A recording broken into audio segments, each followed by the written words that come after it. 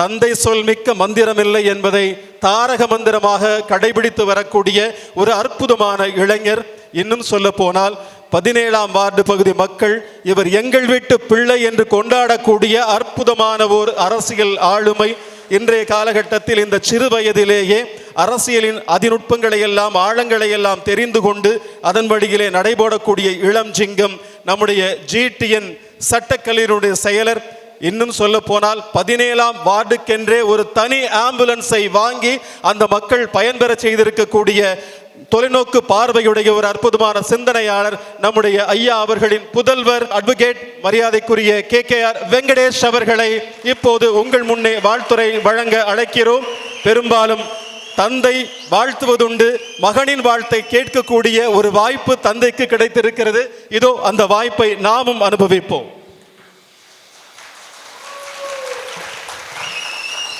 எங்கள் வாழ்வும் எங்கள் வளமும் மங்காத தமிழ் என்று சங்கே முழங்கின அன்னை தமிழை முதலில் வழங்குகிறேன்.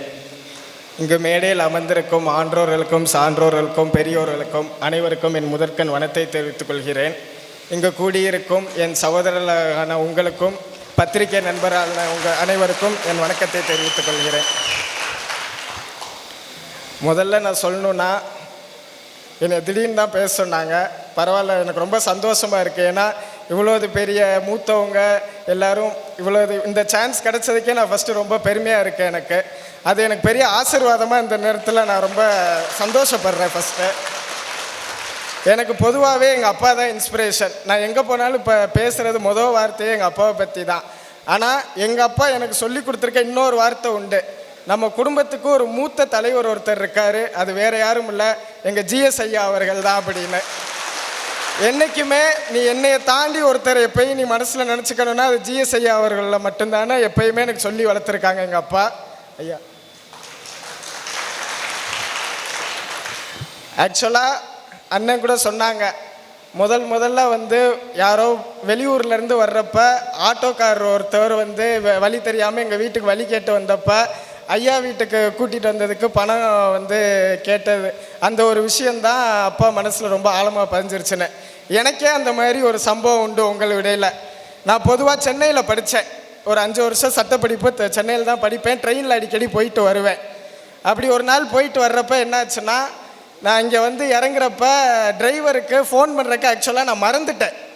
இங்கே வந்து பார்த்தா 4 மணி, ராக்ஃபோர்ட் எக்ஸ்பிரஸ் பாண்டியன் எக்ஸ்பிரஸில் வர்றேன். 5 மணி பார்த்தா யாருமே இல்லை. 2 பெட்டியோடு வந்திருக்கேன். ரொம்ப ஃபஸ்ட் இயர் தான் படித்தேன்.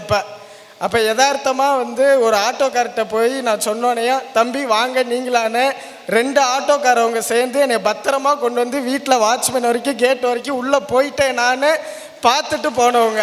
அதனால் எங்கள் எல்லாத்துக்குமே என்னோடய தனிப்பட்ட அனுபவம் உங்களோட உண்டு. என்றைக்குமே ஆட்டோக்காரர் உங்களை எல்லாருக்குமே எங்கள் அப்பாவுக்கு ரொம்ப பிடிக்கும். அதே வழியில் எப்பயுமே உங்களோட தோளோடு தோள் நின்று ஒரு ஒற்ற தோழனாக நானும் எப்போயும் இருப்பேன் இந்த நேரத்தில் நான் சொல்லிக்க விரும்புகிறேன். இந்த வாய்ப்பை அளித்த அனைவருக்கும் நன்றி, வணக்கம். தந்தையை வாழ்த்துவதற்கு மகனுக்கு கிடைத்த வாய்ப்பு, அந்த மகனின் வாழ்த்துக்களை கேட்பதற்கு தந்தைக்கு கிடைத்த வாய்ப்பு என்று அழகான ஒரு வாய்ப்பை நாமும் அனுபவித்தோம். உண்மையிலேயே ஒவ்வொரு தந்தையும் மகனும் இப்படி இருந்து விட்டால் இந்த நாட்டின் வளர்ச்சி இன்னமும் அதிகமாக இருக்கும், வீட்டிலே அன்பு மாறாமல் இருக்கும் என்பதுதான் உண்மை.